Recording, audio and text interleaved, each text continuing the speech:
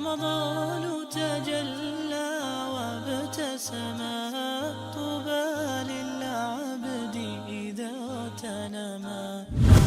What is the maximum time until which we can eat during suhoor? What if the muazzin is a couple of minutes late to give the athan? Should we rely on our watches more than the muazzin? As per the first question, the maximum time until which we can eat during suhoor, this is a misconception among the Muslims. They have in their Ramadan calendar Dhuhr time, Asr time, Maghrib time, which they break their fast, Isha time, and then they have what is known as Imsakiyah time, and then Fajr time.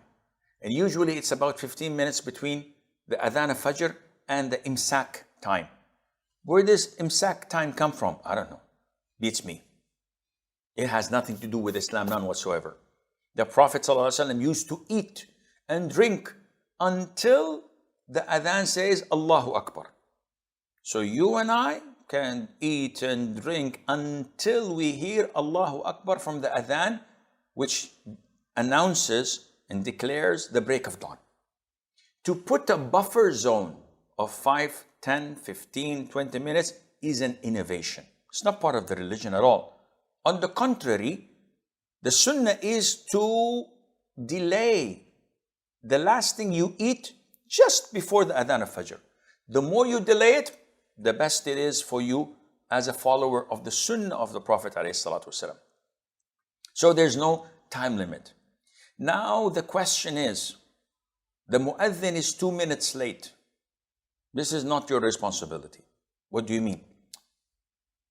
If the time of Fajr is due, either you can tell this by visually looking at the east and being able to distinguish the white thread of Fajr from the black thread of night. So once you see this horizontal white thread of Fajr, this is the break of dawn, refrain.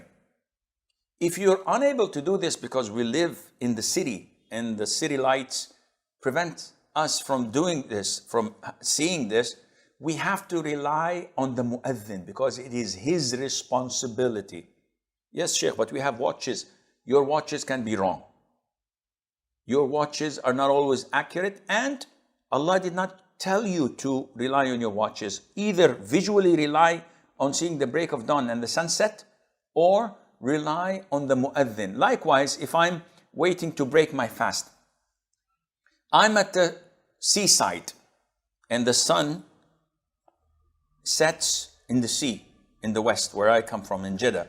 So I'm at the seaside and I see the sun going down, it disappeared. The muazzin did not call for the adhan. Who cares? Bismillah, I eat. Sheikh, the adhan is 2 minutes, 3 minutes. Who cares? Allah tells me to eat once the sun sets, and the sun, I can see it, it had set. If I can do this with Fajr, good. If not, then I have to rely on the muazzin. Likewise, in sunset, if I'm at home, the food is on the table. If the muazzin doesn't call the adhan, I should wait until he calls the adhan. It's his responsibility. And then I can eat. So I hope this answers the question, because the Prophet said, alayhi salatu wasalam, that the muazzin is entrusted and the imam is a guarantor. A guarantor means he guarantees the validity of my salat. If I make mistakes, he takes that away from me because I'm following him. Sometimes he sits for the first tashahhud, I'm neglectful, I stand up for the third rak'ah, and a few seconds later I open my eyes, everybody's sitting down. Whoops! I sit down immediately. Is my prayer correct? It's valid. Because the imam carries my mistakes. And the muazzin is entrusted. He's a minute late and a minute early. It is his responsibility. Allah will hold him questionable. Now, a lot of the Muslims are a little bit flexible, according to their logic. So people say, okay, I woke up late for suhoor.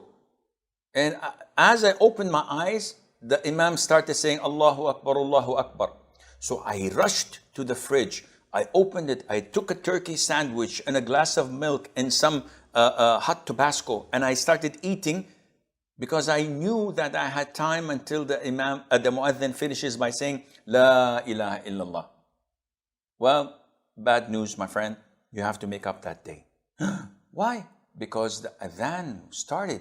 You are not allowed to eat or drink after the athan starts, except in one condition. The Prophet said, ﷺ, that if one of you has a cup, a jug, a vessel with liquid, water, coffee, tea, whatever, and the adhan is cold, then he may consume it until he's satisfied. So this means only with drinks, and it's in my hand when the adhan is cold. Not that it's like this and the adhan is cold, it's, oops, come on, I'll have to finish this. This is not valid. If it's in my hand and the adhan is cold, I can drink and drink as long as it's in my hand until it's over. Of course, not for half an hour or it's in my hand. I'm not going to put it down. No, but it means that drink, even if you finish it. If it's a jug, drink until you're satisfied. Alhamdulillah. Not food. So if I have a big sandwich in my hand and I took a first bite and the adhan is cold, I cannot finish it. Khalas, it's finished. What's in my mouth, I have to swallow it and that's it. And likewise, by the way, excuse my French, if someone is having intercourse and the adhan is cold, it is not permissible for him to continue and say, oh, it's like water, I have to continue until I'm satisfied. No, Habibi, you have to stop immediately or you will fast 2 consecutive months, my friend. It's not worth it. So this is something that people must know. The adhan is not a time for you like a yellow traffic light.